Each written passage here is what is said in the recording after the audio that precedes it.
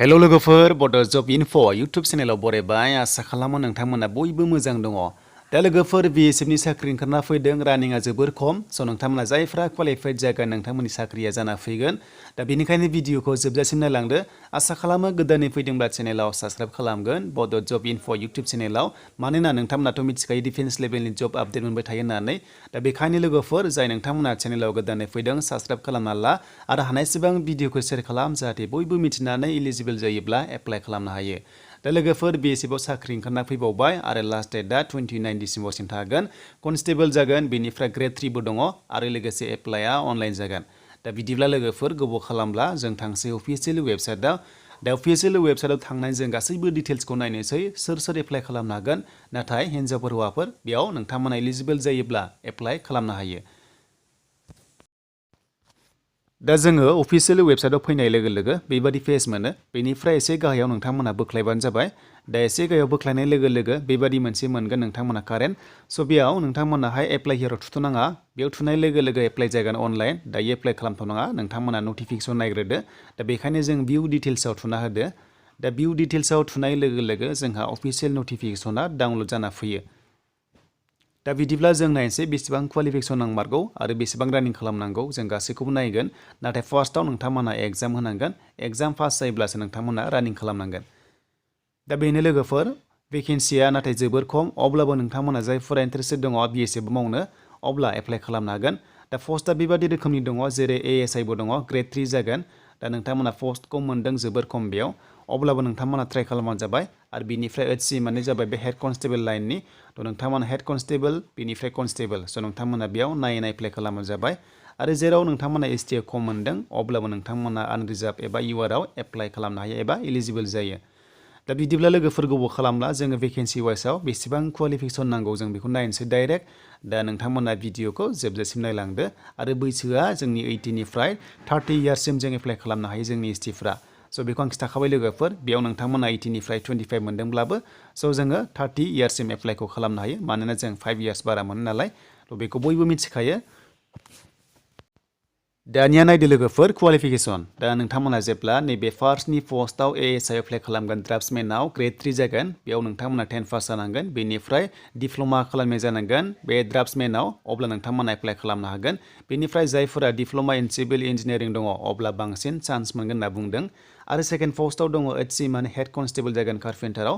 स' नोंथांमोना बेयावबो 10 पास खालामनाय जानांगोन मिनिमाम। बेनिफ्राय ITI खालामनाय जानांगोन बे ट्रेडनि सायाव अब्लानो एप्लाइ खालामनो हागोन। दानिया प्लाम्बार। स' बेयावबो नोंथांमोना ITI थानांगोन प्लाम्बारनि सायाव 3 इयार्स एबा जायखिजाया नोंथांमोना एक्सपिरियेन्स थानाय दङब्ला एप्लाइ खालामनो हागोन। जायखिजाया डिप्ल'मा दङब्ला बेनि सायाव आरो बेयावबो मिनिमाम क्वालिफिकेसना 10 पास जानांगोन। आरो नाम्बार 4आव फैबाय कनस्टेबलाव जाय नोंथांमोना कनस्टेबल एप्लाइ खालामनो सानदों बे पस्टआवबो नोंथांमोना 10 पास खालामनाय जानांगोन। आरो लोगोफोर बिनि सायाव नोंथांमोना ट्रेड एक्सपिरियेन्स थानाय जानांगोन बेनो जाबाय सुवेरेस। थ' नोंथांमोना सुवेरेस नोंथांमोना खालामनाय जानांगोन अब्ला बे पस्टआव एप्लाइ खालामनो हायो। दानिया नाम्बार 5 कनस्टेबल बेबो जेनेरेटर अपारेटर। थ' नोंथांमोना बेयाव एप्लाइ खालामनोब्ला बेयावबो नोंथांमोना मेट्रिक पास खालामनाय जानांगोन। आरो लोगोसे ITI नोंथांमोना थानाय जानांगोन बेनो जाबाय इलेक्ट्रिसियानाव एबा वायारमेनाव एबा डिजेल एबा मटर मेकानिकआव नोंथांमोना ITI खालामनाय जानांगोन अब्ला नोंथांमोना एप्लाइ खालामनो हायो। दानिया नाम्बार 6आव फैबाय लोगोफोर जेनेरेटर मेकानिक। थ' बेयावबो नोंथांमोना मिथिखायो ITI नांगौ होननानै। एक्सुवेलि जेरावबो डिप्ल'मा नांगौ ट्रेड नांगौ एक्सपिरियेन्स अब्ला नोंथांमोना एप्लाइ खालामनो हायो 10 पास जानाय लोगो लोगो। आरो बेनिफ्राय कनस्टेबल वायारमेनाव एबा लाइनमेनाव नोंथांमोना फैनाय लोगो लोगो नुनो मोन्दों बेनो जाबाय नोंथांमोना ITI खालामनाय जानांगोन मेट्रिक पास जानानै इलेक्ट्रिसियान एबा वायारमेनाव एबा लाइनमेनाव अब्ला बे पस्टआव नोंथांमोना एप्लाइ खालामनो हायो। थ' बेनिफ्राय जों मिथिनो मोनबाय लोगोफोर बे जाबाय स्पेशेल पस्ट नालाय स' बेखायनो बेयाव ITI बिनाय जादों। दा हाइटआ नोंथांमोना नायना ला जोंनि STफ्रा थ' बेयाव एसे खम थायो अब्लाबो 167.5 सेन्टिमिटार बिनाय दङ। हौवाफोरा आरो हिन्जावफ्रा 157 सेन्टिमिटार बिनाय दङ। आरो बिनिफ्राय नोंथांमोना नायदो दानिया कनस्टेबल एबा हेड कनस्टेबल लाइनाव स' नोंथांमोना 165 जानांगोन हौवाफोरा आरो हिन्जावफोरा 157आनो। बेनिफ्राय हिन्जावफोरनि मिनिमाम केजिया 46 नाथाय हौवाफोरनिखौ उनावसो नायनाय जागोन।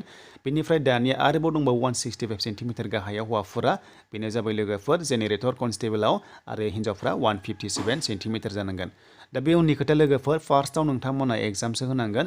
एग्जाम होखांब्लासो नोंथांमोना एग्जाम पास जायोब्ला रानिं खालामनो मोनगोन आरो रानिंआ जोबोर खम दा लोगोफोर मेडिकेल लाइनाव 6/6 बेटार आइ आरो वर्स आइ नायनाय जायो थ' नोंथांमोना बेयाव नायदो 6/9 थ' बेखौ मिथिखायो बयबो दानिया जों थांसै रानिंखौ बेसेबां खालामनांगोन